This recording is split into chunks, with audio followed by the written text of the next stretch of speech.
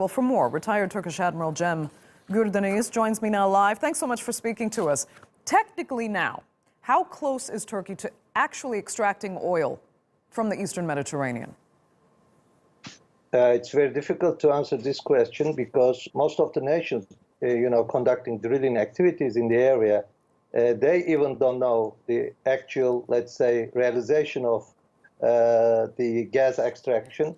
Because as we know from the Greek Calypso and Aphrodite wells, it will take minimum 5 years commercially to extract the gas from there.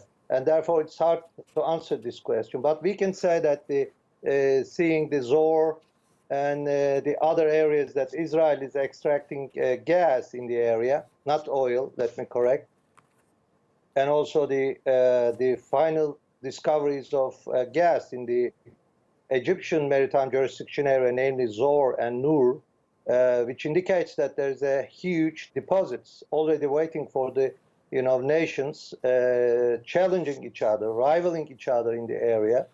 And therefore, I would rather say that we will see actual commercialization of the area in the minimum next 5 years. Okay. Yes, I should have been clear. It's oil and gas drilling and exploration. This is gas. Right. Every nation is extracting gas, not oil. Okay.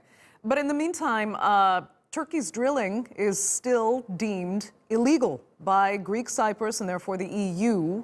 So what steps is Turkey taking now to legitimize its activity in the Eastern Mediterranean before oil and gas is potentially found? Go ahead. Yeah, thanks for the question. This is, in fact, the geopolitical struggle between Turkey and EU, or better to say, Atlantic system.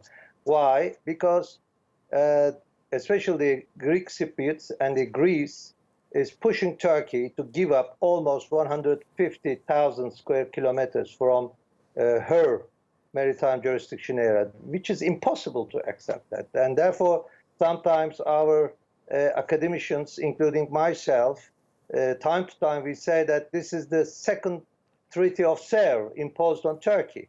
In the first Sevres 100 years ago, they demanded the chunk of Anatolia, but right now they're demanding the chunk of Mediterranean, but the conditions are totally different. Turkey is right now uncomparably much stronger than any, let's say, stakeholder in the area, and therefore the conditions are totally different. So it's impossible for Turkey to give up her legitimate maritime jurisdiction area rights, and which we are seeing in the last 6 months. Turkey first conducted the maritime naval exercise named Blue Homeland, which is first time ever in our Republican history that we deployed more than 110 ships in the jurisdiction areas of Turkey. And 1 month later, Turkey has sent the Fatih to the west of Baf, which is Greek Cypriots, city, 45 nautical miles, which indicated that that's the Turkish continental shelf, and Turkey legitimately can drill because, as you know from the international law, you don't have to declare your continental shelf, even though Turkey has declared. Okay. And so that was yes. Right, okay. Yes. Unfortunately, Admiral, let me finish. Go ahead. Second move came from Yavuz has been sent to proclaim in order to safeguard the Turkish Cypriots' rights and maritime jurisdiction areas. And so this is the third move after Barbaros. This is the fourth move. And if I were the government, I would send this ship off the Castellorosi, which is Meisti Island of Turkey, which Greek side declares that this is jurisdiction area. These are all unacceptable, and Turkey will never give up, will never yield of all these pressures from EU, from United States, or from our littoral neighbors. Okay. Admiral, thank you so much for joining us. We greatly appreciate it.